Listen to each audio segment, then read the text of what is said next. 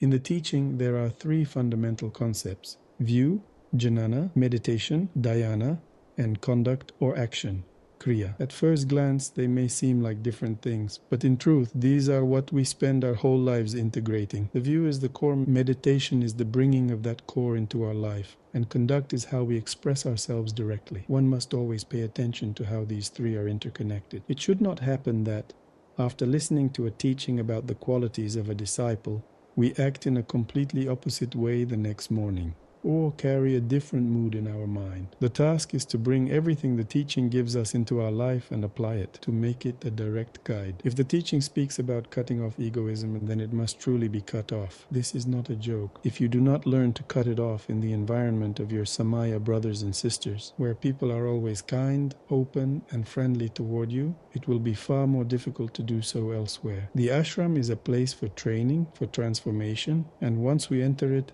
every second of our life, every step, every movement becomes training. There is nothing here except training. Everything that happens to us is a means of cultivating our yogic personality. That is exactly how it should be seen. This is the very purpose of spiritual schools and monasteries, and if we think it is something else, we are surely mistaken. When it is said that one must cultivate humility, that too is serious and real. It is the most direct instruction. And when it is said that great patience and perseverance are needed, that too is not figurative. In the face of various situations in life, we must recall these teachings directly and apply them at once, because the spiritual path we have chosen demands many qualities from us: patience, willpower, self-control, flexibility, adaptability, the ability to adjust. It demands truly superhuman qualities because our goal is superhuman. There is no way around that. Are there really those who do not understand this? You yourselves have expressed the desire to walk the superhuman path, to reach the superhuman. If your aim were merely human goals, would this ever be said to you? To have a family,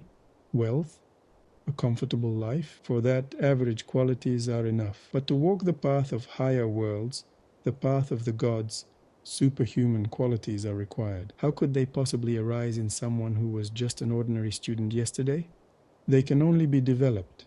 And it will take not just a few months or even years. It will take a whole life of discipline and training, a whole life of inner struggle. One should not be deceived by the words of the siddhas about the natural state, spontaneity, and non-doing, as if the more kleshas one has, the more cheerful life becomes, and so on. What the siddhas speak of is still completely inaccessible, because the siddhas and ourselves currently belong to two fundamentally different classes of beings. Vastly different levels. We must not fool ourselves. The siddhas underwent tremendous training, cultivated those very qualities, attained samadhi and realization. One only needs to read their biographies to understand the severity of the transformation they went through. It is like comparing an internationally ranked master athlete and a beginner who doesn't even hold a junior title. The beginner asks, "How do I win?"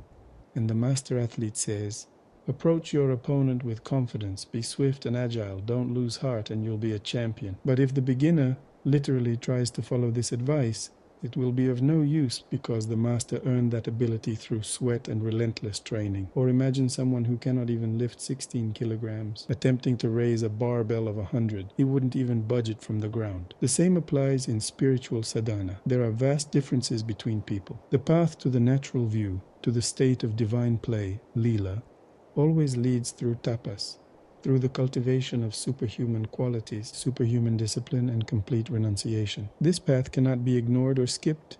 These qualities must be embraced with the whole heart and cultivated, wherever you are and whoever you may be.